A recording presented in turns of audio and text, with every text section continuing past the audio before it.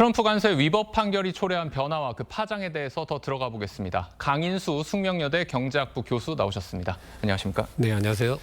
강 교수님, 지난 한 해 갑자기 없던 관세가 생기고 그걸 낮추기 위해서 또 투자를 하고 이런 많은 변화가 있었습니다.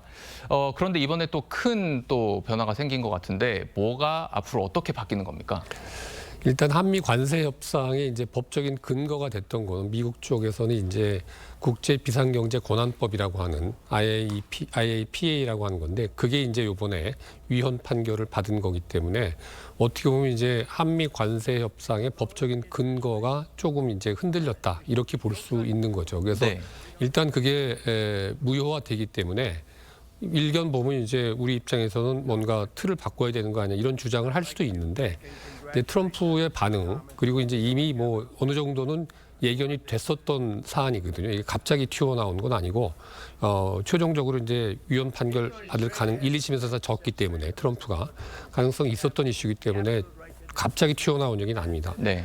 그래서 그런 관점에서 보면 이제 상호 관세 대신에 그럼 트럼프가 다른 어떤 관세 정책 수단을 사용할 거가 이미 예고가 돼 있었는데 그 부분에 대해서 이제 구체적으로 어떤 정책, 관세 정책을 쓸 건지 그리고 거기에 대해서 우리가 어떻게 대응을 해 나갈 건지 이게 훨씬 더 중요해지고 이 프레임 자체가 좀 네. 바뀐 그런 측면이 분명히 있습니다. 지금. 네.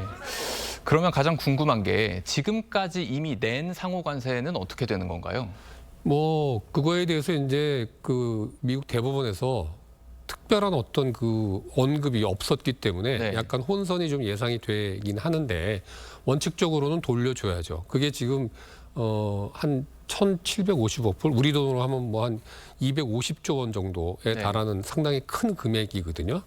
근데 이제 그거를 돌려주는데 그게 그렇게 간단치가 않습니다. 그러니까 이제 관세를 돌려받기 위해서 누군가가 요청을 해야 될 거 아니겠어요?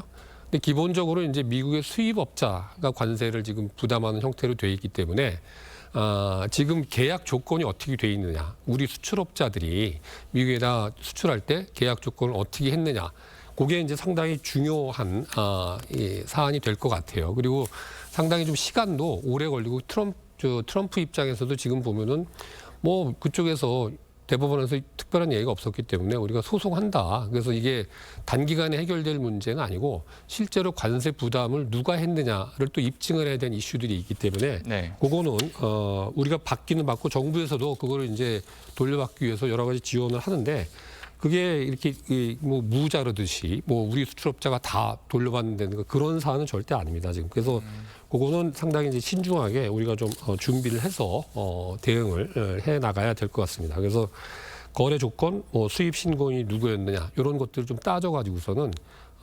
명확하게 대응을 해서 돌려받을 수 있는 부분은 뭐 돌려받도록 노력을 해야 되겠죠.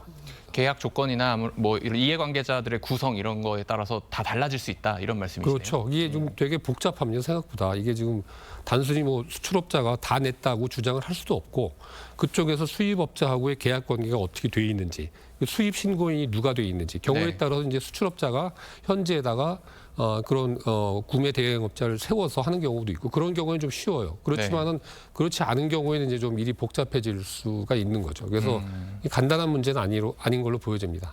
관세도 어쨌든 간 무효가 되고 또 환급도 받게 된다면 결과적으로 우리의 관세 부담은 좀 줄어든다 이렇게 볼 수 있는 겁니까? 그게 지금 트럼프가 당장에 이제 행정명령에다 서명을 한 게 미국의 그 대외무역법 122조에 근거해서 그 수입국에 대해서 10% 관세를 다 부과하겠다 이렇게 얘기를 했잖아요. 네. 그래서 관세가 지금 15%는 낮아지지만은 10%는 또 부과돼 있고 그리고 문제가 되는 게 장기적으로 이제 이 122조라고 하는 거는 근거가 어떻게 보면은 단기적인 조치예요. 그러니까 150일까지 맥시멈 15%까지 부과할 수 있다. 국제 수지 적자를 문제로. 네. 그러니까 5개월 정도의 시간이 있는데 그동안에 이제 트럼프가 준비를 하겠다고 하는 게 지금 계속 미국 쪽에서 얘기했듯이 대외무역법 301조라고 하는 거하고 또 이제 무역확장법 232조라는 게 있거든요. 안보를 근거로 하는 거. 네. 그거는 이제 시간이 좀 걸립니다. 이게 좀 이 불공정한 교역이 있었는지에 대한 조사, 공청회 등등을 쭉 거쳐야 되기 때문에 그걸 상당히 압축적으로 진행할 가능성이 있어서 요 기간 동안에 그걸 진행을 해서 이게 좀 될 가능성이 있습니다. 일본이나 뭐 EU, 대만도 마찬가지입니다만 상호 관세 인하를 조건으로 대미 투자 협상을 했잖아요. 우리나라도 3,500억 불 투자하기로 약속이 돼 있는 상태인데 이거는 재협상이 가능한가요?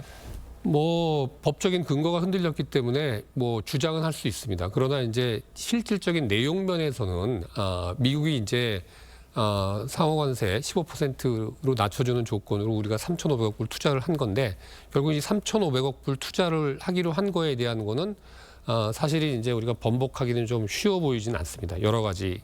우리가 이제 그동안에도 이행이 늦다고 해서 지금 미국의 압박이 좀 있었잖아요. 네. 그래서 이게 앞으로도 우리가 품목별 관세가 이제 되게 중요한데 뭐 자동차, 철강, 반도체 대표적으로 이제 세 품목이 들어가 있는데 우리의 주요 수출 품목입니다. 그래서 네. 이제 이런 것들이 자칫 잘못하면 이제 더 관세 부담이 높아질 가능성도 있기 때문에 뭐 꼭 이게 낮아진다 이렇게만 낙관하기는 좀 어려운 뭐 그런 측면이 있습니다. 알겠습니다. 교수님 말씀 여기까지 듣겠습니다. 네. 감사합니다. 네.